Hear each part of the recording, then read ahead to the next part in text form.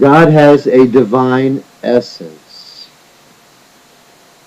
which overwhelmingly consists of goodness, holiness, and love. Everything God wills is usually based on a direct expression of His essence.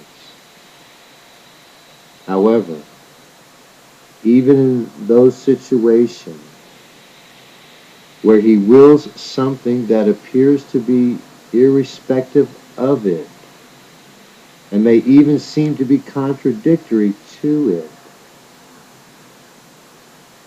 let us be assured that it is still in some way linked to it.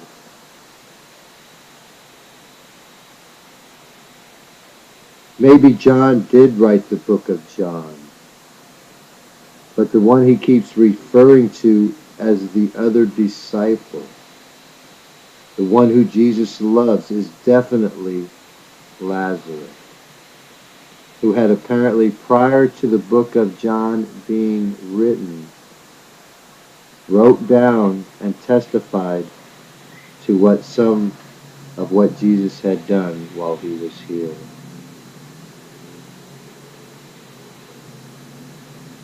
I think that the real reason I'm having such a hard time accepting the church's teaching on free will is because they keep equating it with the ability to choose, while I keep equating it to the freedom of choice because of the word free in both.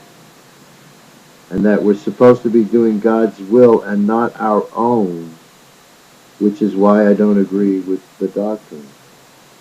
God does not give us the freedom to do evil, since He has commanded us not to do it. But as a means to test us, He has still left us with the natural ability to do it, even though He has commanded us not to use that ability. Having the ability to choose does not give you a divine right to choose. Giving you the freedom to choose is Satan tempting you. Giving you the ability to choose is God testing you. Muslim bashing will not be tolerated. In 3 days, I can raise up the church if we get rid of Protestantism. Apparently, Mary is an Orthodox Catholic,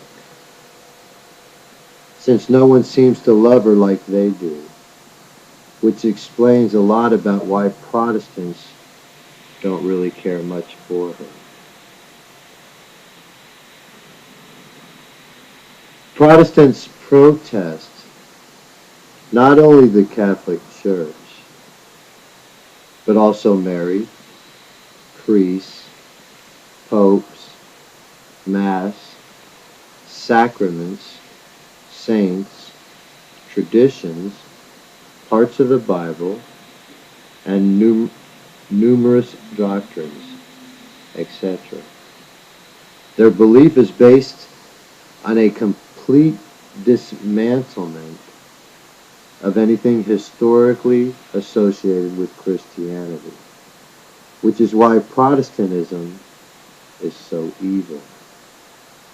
The only thing they have left to protest against is Jesus Himself, which will occur when they protest me.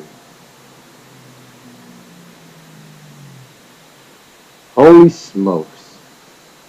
What are you smoking? Smoking holies. If you're going to smoke anyway, you might as well smoke our brand. Your name can be erased from the book of life, even if it's been there from the beginning? If Christ is everywhere, then he is most assuredly in the Eucharist also. It is called the Catholic Church because it is supposed to universally include all who believe. There are a whole bunch of Protestants in purgatory because even though they may technically have been a believer when they died, they could not enter heaven directly at death due to their sin against the church. Maybe we should pray for them.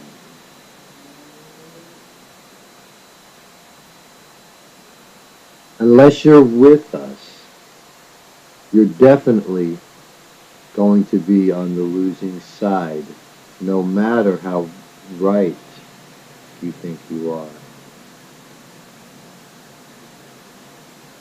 Watch your mouth.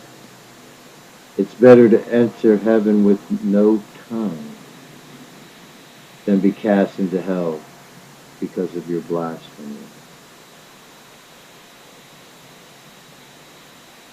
If someone comes claiming to be Jesus and is actually more like the way you've presented him, able to do every kind of spectacular miracle that a literal reading of the Bible would suggest, then I will gladly give up my throne to him and admit I'm wrong. Because the contrast between us two will be so apparent that even I won't question his authority. Rest in peace, John Paul the Great.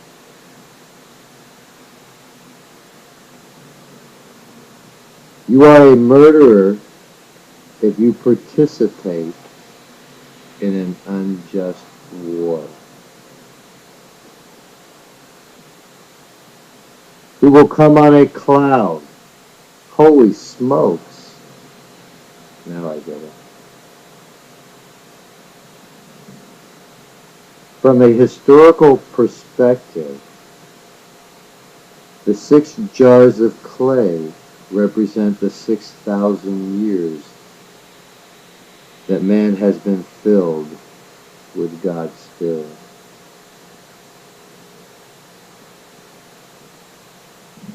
ATF. Holy smokes. Here we go again.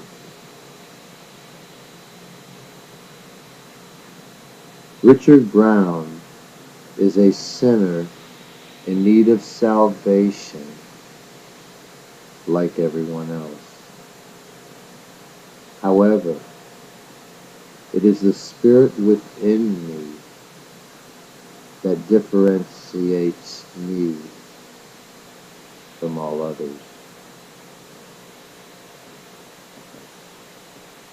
You are ordered to